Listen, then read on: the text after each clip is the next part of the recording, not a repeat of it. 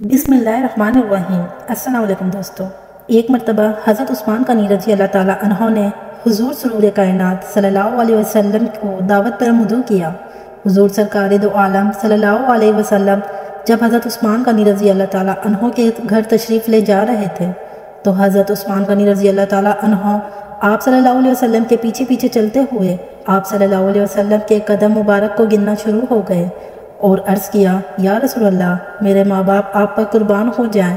میری خواہش ہے کہ حضور اکرم صلی اللہ علیہ وسلم کے ایک ایک قدم مبارک کے عوض میں آپ صلی اللہ علیہ وسلم کی تعظیم و تکریم کے لیے ایک ایک غلام آزاد کر دو۔ چنانچہ حضور صلی اللہ علیہ وسلم کے قدم مبارک حضرت عثمان غنی رضی اللہ تعالیٰ عنہ کے گھر تک جس قدر پڑتے تھے، اتنی ہی تعداد میں غلاموں کو خرید کر حضرت عثمان غنی رضی اللہ تعالیٰ عنہ نے آزاد کر دیا۔ اس دعوت سے متاثر ہو کر حضرت علی نے سیدہ فاطمہ سے فرمایا، اے فاطمہ، آج میرے دینی بھائی حضرت عثمان غنی نے سیدنا رسول کریم کی بہت ہی شاندار دعوت کی ہے اور حضور کے ہر قدم کے عوض ایک غلام آزاد کیا ہے۔ میری بھی آرزو ہے کہ کاش ہم بھی حضور صلی اللہ علیہ وسلم کی اسی طرح شاندار دعوت کر سکتے۔ سیدہ فاطمہ زہرا رضی اللہ تعالیٰ عنہ نے حضرت علی رضی اللہ تعالیٰ عنہ کو کہا، اور آپ بھی سیدنا رسول کریم صلی اللہ علیہ وسلم کو اسی طرح کی دعوت دے کر آئیں۔ انشاءاللہ تعالیٰ ہمارے گھر میں بھی اسی طرح کا انتظام ہو جائے گا۔ یہ بات سن کر حضرت علی رضی اللہ تعالیٰ عنہ فکر دو عالم صلی اللہ علیہ وسلم کی خدمت اقدس میں حاضر ہوئے اور دعوت دی۔ چنانچہ حضور صرف کونینو مکان علیہ السلام اپنے صحابہ کرام رضی اللہ تعالیٰ عنہ کی ایک کثیر جماعت کے ہمراہ اپنی پیاری بیٹی کی خلوت میں اللہ تعالیٰ کی بارگاہ اقدس میں کھڑی ہو گئی اور دعا مانگی، اے اللہ، میں تیری بندی فاطمہ نے تیرے محبوب علیہ السلام اور محبوب علیہ السلام کے اصحاب رضی اللہ تعالیٰ عنہ کی دعوت کی ہے۔ تیری بندی کا صرف تجھ پر ہی بھروسہ ہے۔ اے میرے پروردگار، آج تو میری لاج رکھ لے اور اس دعوت کے کھانوں کا انتظام عالم الغیب سے فرما دے۔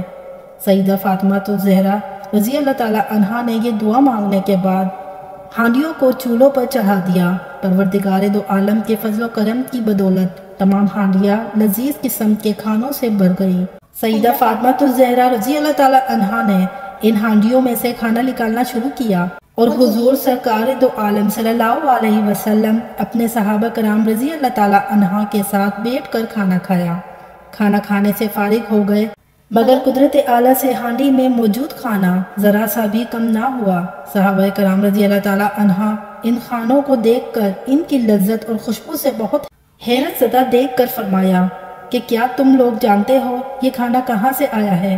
صحابہ کرام رضی اللہ تعالیٰ عنہ نے عرض کیا کہ نہیں یا رسول اللہ، ہم نہیں جانتے کہ یہ کھانا کہاں سے آیا ہے۔ رسول اللہ صلی اللہ علیہ وسلم نے ارشاد فرمایا، یہ کھانا ہم لوگوں کے لیے اللہ تعالیٰ نے جنت سے بھیجا ہے۔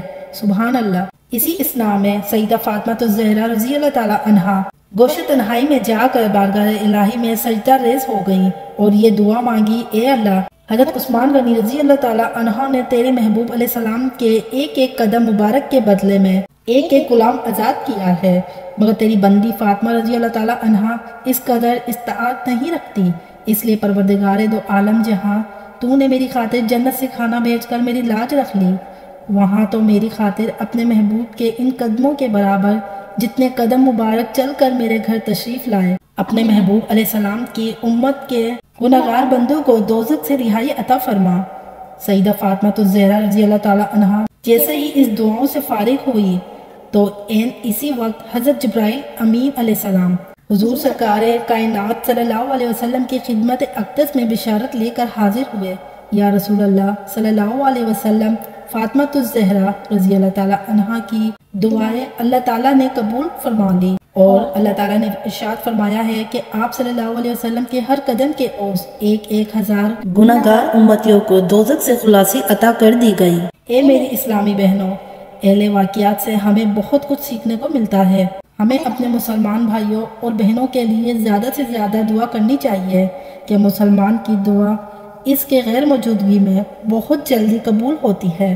سیدہ فاطمہ زہرا رضی اللہ تعالیٰ عنہ کھانا پکانے کے حالت میں بھی قرآن پاک کی تلاوت کرتی تھی۔ ہمیں بھی تلاوت کرتے رہنا چاہیے۔ خاتون جنت رضی اللہ تعالیٰ عنہ کی سیرت سے ایک اور مدنی پھول یہ بھی چننے کو ملا ہے کہ آپ ہمسائیوں کے لیے زیادہ دعا فرماتی تھی۔ سیدہ کائنات رضی اللہ تعالیٰ عنہا خود سچی اور سچے نبی صلی اللہ علیہ وسلم کی شہزادی ہیں۔ ہمیں بھی ان کی اس عادت کو اپنا کر اپنی دنیا و آخرت سنوارنی چاہیے۔ پردہ دار بنو تاکہ گود میں شبیر امام حسین رضی اللہ تعالیٰ عنہ جیسی اولاد دیکھو۔ سیدہ فاطمہ رضی اللہ تعالیٰ عنہ کی سیرت کا مطالعہ کرنے سے یہ پتہ چلتا ہے کہ آپ خانداری کے امور میں کسی رشتہ دار یا ہمسائے کو مدد کے لیے نہ بلاتی، نہ کام کی کثرت اور کسی قسم کی مشقت سے گھبراتی تھی، چاہے خود فاقے سے ہو، جب تک شوہر اور بچوں کو نہ کھلا لیتی، خود ایک لقمہ بھی منہ میں نہیں ڈالتی تھی۔ اللہ پاک ہمیں خاتون جنت رضی اللہ تعالیٰ عنہا کی سیرت کے ان گوشوں پر عمل پیرا ہونے کی توفیق عطا فرمائے، آمین یا رب العالمین۔ خاتون جنت کی سیرت کو پڑھنے اور سمجھنے کے لیے مکتب المدینہ کی کتاب شان خاتون جنت کا مطالعہ ضرور فرمائیں۔ ایسی ہی اسلامک اسٹوریز جاننے کے لیے ہمارا channel history of Islam subscribe ضرور کیجیے گا۔ ہسٹری آف اسلام چینل کو سبسکرائب کر کے ہماری فیملی کا حصہ ضرور بنیے اور بیل آئیکن کو بھی ضرور پریس کیجیے گا تاکہ مزید آنے والی اسی طرح کی نیو ویڈیوز آپ تک سب سے پہلے پہنچ سکے۔ آپ سے ملتے ہیں اگلی ایک نیو ویڈیو میں، تب تک کے لیے اللہ حافظ۔